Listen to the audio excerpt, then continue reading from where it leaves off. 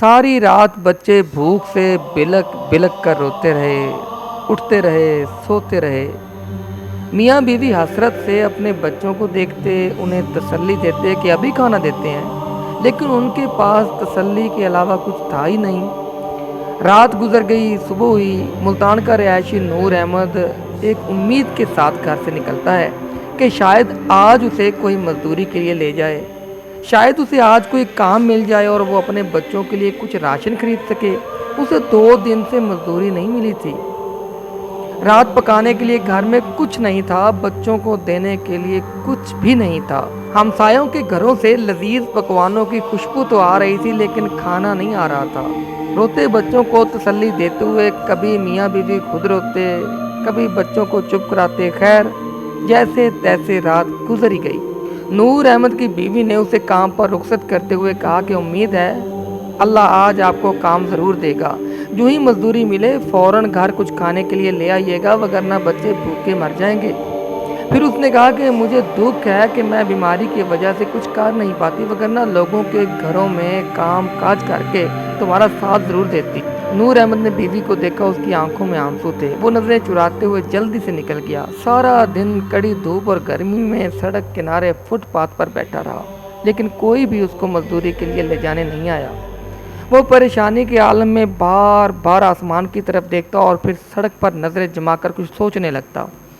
اسی اثناء میں وہاں ایک بوڑھے فقیر کا گزر ہوا۔ فقیر نے نور احمد سے کہا کہ اللہ کے نام پر کچھ دے دے۔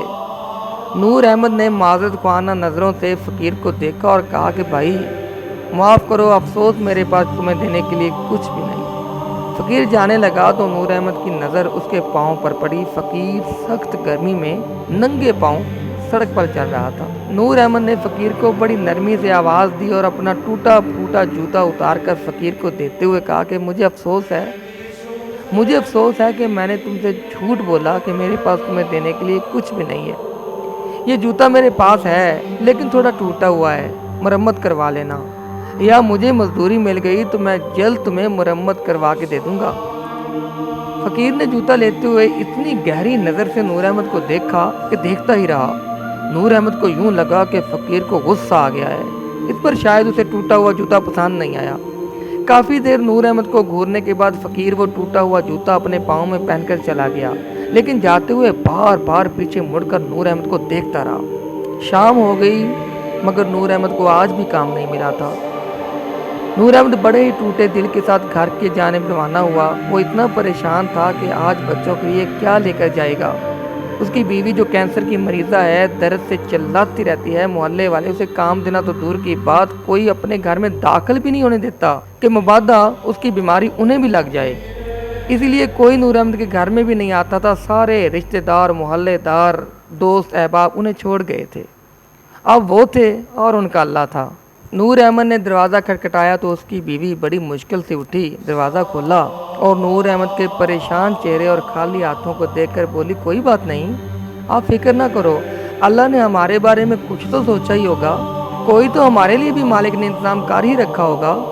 بچے دوڑتے ہوئے آئے اور نور احمد سے لپٹ گئے کہ پاپا کیا ہمارے کھانے کے لیے کچھ لائے ہو؟ پاپا میں بھوک لگی ہے۔ نور احمد رونے لگا۔ اچانک بیوی نے نور احمد کے پاؤں کی طرف دیکھا اور سوالیہ نظروں سے پوچھا کہ جوتے کہاں ہیں؟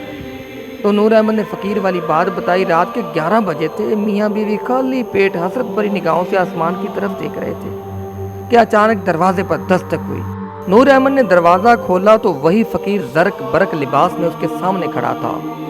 اس کے ساتھ ڈھیر سارا راشن تھا۔ اس نے نور احمد کو حیرت زدہ دیکھ کر کہا کہ مجھ سے یہ سوال ہرگز نہ کرنا کہ میں کون ہوں، کہاں سے آیا ہوں اور کیا ہوں، بس یہ راشن لو، خود بھی کھاؤ اور اپنی بیوی بچوں کو کھلاؤ اور میرے لیے بھی کھانے کا انتظام کرو۔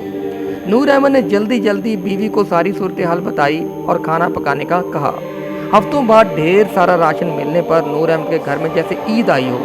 بیوی نے کھانا پکانا شروع کیا تو وہ فقیر نور احمد کو دیکھ کر ایک الگ کمرے میں بیٹھ گیا اور کہا کہ مجھے اللہ نے تمہاری طرف بھیجا ہے، بس تمہارے تمام سوالوں کا یہی جواب ہے، اب میں تمہیں ایک تحفہ دے کر جانے لگا ہوں۔ اس نے ایک وظیفہ نور احمد کو بتایا اور کہا کہ اس وظیفے کو معمول بنا لو، 1 ماہ کے اندر تمہارے گھر اور مقدر سے رزق کی کمی اور غربت ایسے دور ہو جائے گی کہ دوبارہ نظر نہیں آئے گی۔